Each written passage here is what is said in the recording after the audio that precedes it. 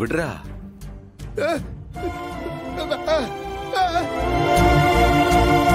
அழாதப்பா.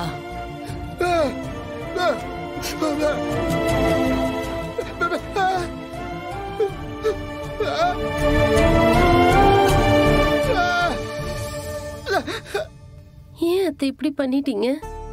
எங்களால உங்களுக்கு எந்த பிரயோஜனமும் இல்லைன்னு நீங்களே முடிவு பண்ணிட்டீங்களா? அப்படியெல்லாம் ஒண்ணும் இல்லம்மா.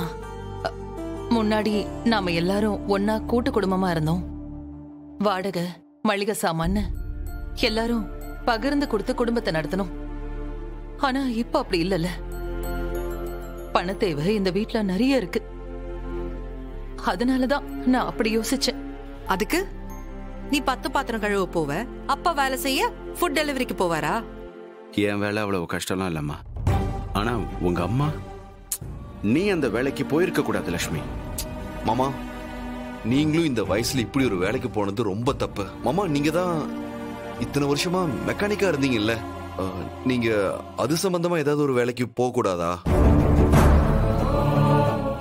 மாமா, உங்களுக்கு இருக்கிற அனுபவத்துக்கு நீங்க சொந்தமா ஒரு கேரேஜ் வைக்கலாமே. இதுதான் நானும் யோசிச்சேன். அப்பா, நீங்க சொந்தமா பிசினஸ் பண்ண ஆரம்பிங்கப்பா. ஆரம்பிக்கலாமா? ஆனா அதுக்கு நிறைய பணம் செலவாகுமே. மாமா, நான் தான் இருக்கல மாமா, நான் கொடுக்குறேன் மாமா. வேண்டாம்ப்பா, இந்த யோசனை ரொம்ப நாளா எனக்கு வந்துகிட்டு தான் இருக்கு.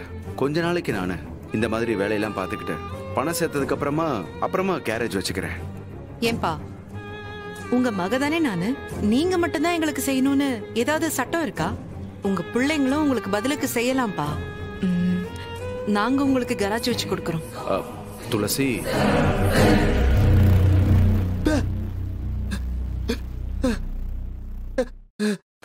டேய்,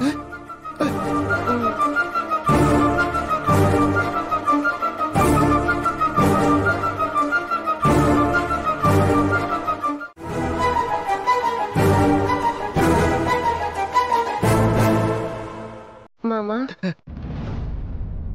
இது என் கல்யாணத்துக்காக என் அம்மா சேர்த்து வச்ச பணம்.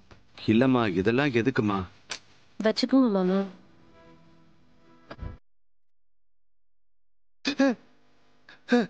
என்னடா?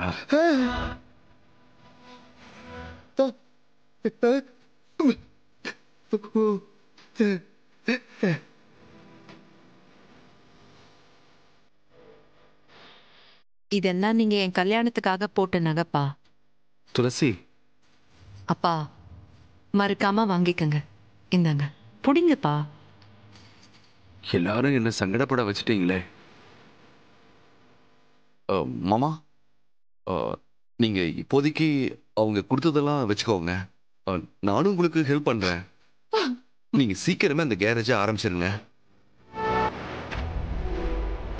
அப்பா, நாங்க போனதுக்கு அப்புறம் மறுபடியும் நீங்க இந்த வேலைக்கு போனீங்க, நான் ரொம்ப கோவப்படுவேன்.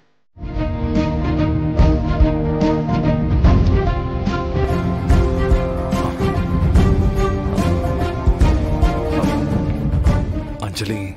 என்ன என்ன அஞ்சலி, இன்னும் கோவம் குறையலையா? குறையாது, சொல்லுங்க. நீ என் மேல எவ்வளவு கோவமா இருந்தாலும், எனக்கு எவ்வளவு வெறுத்தாலும் என்னால உன்னை வெறுக்க முடியாது அஞ்சலி.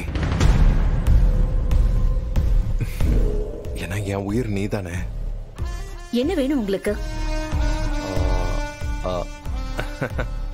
எங்க பாரு, உனக்கு பிடிச்ச நிறைய பொருளை வாங்கிட்டு வந்திருக்கேன். இத பாரு, மாங்காய், மாம்பழம், மாங்காய் ஊறுகாய். இதெல்லாம் எதுக்கு? கன்சீவா இருக்கிறவங்க இந்த மாதிரி புளிப்பா சாப்பிட ஆசைப்படுவாங்கன்னு கேள்விப்பட்டிருக்கேன். உங்க அம்மா சொல்லியிருப்பாங்களே. கண்டிப்பா நீ இதுக்கெல்லாம் ஆசைப்படுறவ தானே. இது மட்டும் இல்ல அஞ்சலி, நம்ம குழந்தை ஹெல்தியா வளரணும்ல, அதுக்காக நட்ஸ் எல்லாம் வாங்கிட்டு வந்திருக்கேன். இங்க பாருங்க, எனக்கு தேவைன்னா நானே வாங்கி சாப்பிட்டுப்பேன். நான் உங்ககிட்ட கேட்டேனா? அஞ்சலி, அஞ்சலி ப்ளீஸ், என் மேல இருக்கிற கோவத்தை குழந்தை மேல காட்டாத. அது பாவம். நீ என்ன சாப்பிட கொடுப்பேன்னு வயித்துல இருக்கிற குழந்தை ஆர்வமா ஏங்கிக்கிட்டு இருக்கோம். ப்ளீஸ் அஞ்சலி, ஏதாவது சாப்பிடு. நீங்க வேண்டாம்னு சொன்னா கேட்க மாட்டீங்களா? எப்படி உங்களால இந்த மாதிரி நடிக்க தெரியுது? இது நடிப்பு இல்ல, உண்மையான காதல். உங்க காதல் எல்லாம் நான் பார்த்திருக்கேன்.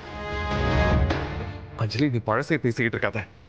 இப்ப நான் எப்படி இருக்கேங்கிறத மட்டும் பாரு. நீ என்னை எப்படி எல்லாம் ஹர்ட் பண்ணிருக்க. நான் கோச்சுக்கிட்டதா? ப்ளீஸ் அஞ்சலி, புரிஞ்சுக்கோ. இப்ப நான் என்ன பண்ணணும்னு சொல்றீங்க? ஏதாவது சாப்பிடு அஞ்சலி. ஒரு நிமிஷம் இரு.